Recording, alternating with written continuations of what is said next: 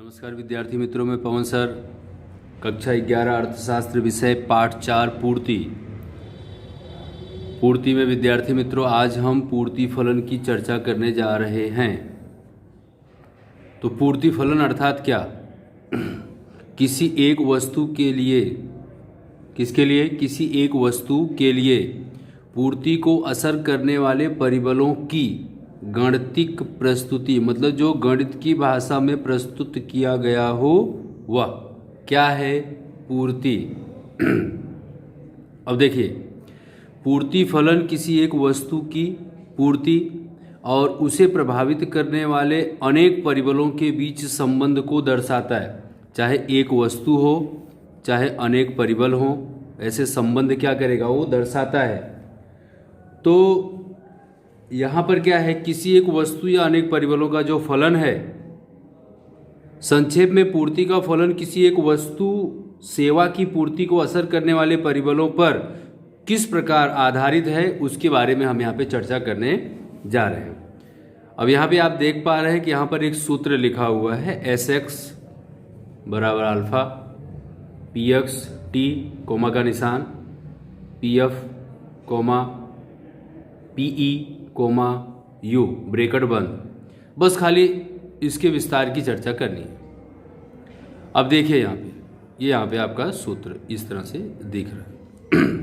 जो ये x मतलब Sx था, उसे क्या कहते हैं? x नाम की वस्तु के नाम से जाना जाता है। Sx को किस नाम से जाना जाता है?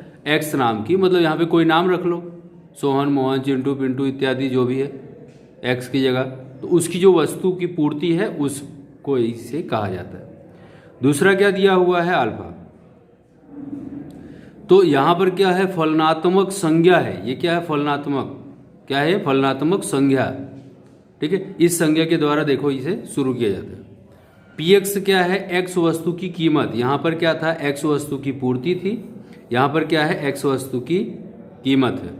तो इस तरह से जो T है टेक्नोलॉजी का स्तर है कि देश में कितने प्रमाण में उसके लिए टेक्नोलॉजी की व्यवस्था है यहाँ पर। उसके बाद दिया हुआ है PF, मतलब कि उत्पादन के साधनों की कीमत क्या है? उत्पादन की जो साधन है उसकी क्या कीमत है।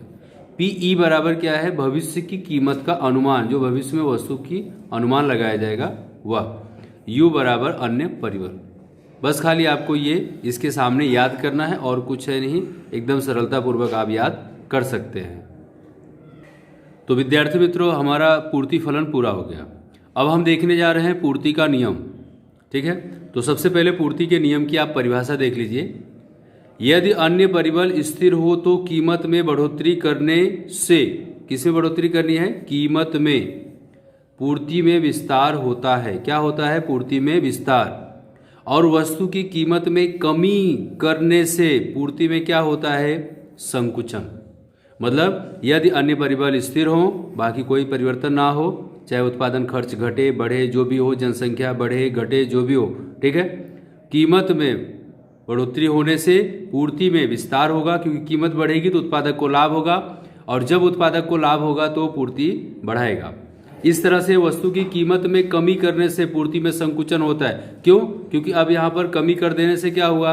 उत्पादक को हानि हो रही है, नुकसान हो रहा है, कम लाभ हो रहा है, इसके लिए वह पूर्ति को बढ़ाना पसंद नहीं करता है। वस्तु की कीमत और पूर्ति के बीच में सीधा संबंध है। कैसा संबंध है? सीधा, धनात्मक वाला संबंध देखने को मिलता है। पूर्ति के नियम की कुछ यहाँ पे धारणाएं दिए हुए हैं जो आपको याद है, आपको ज़्यादा याद करने की जरूरत नहीं है। पूर्ति को असर करने वाले विविध परिबलों में से कीमत के अलावा तमाम परिबलों को स्थिर मान लिया गया।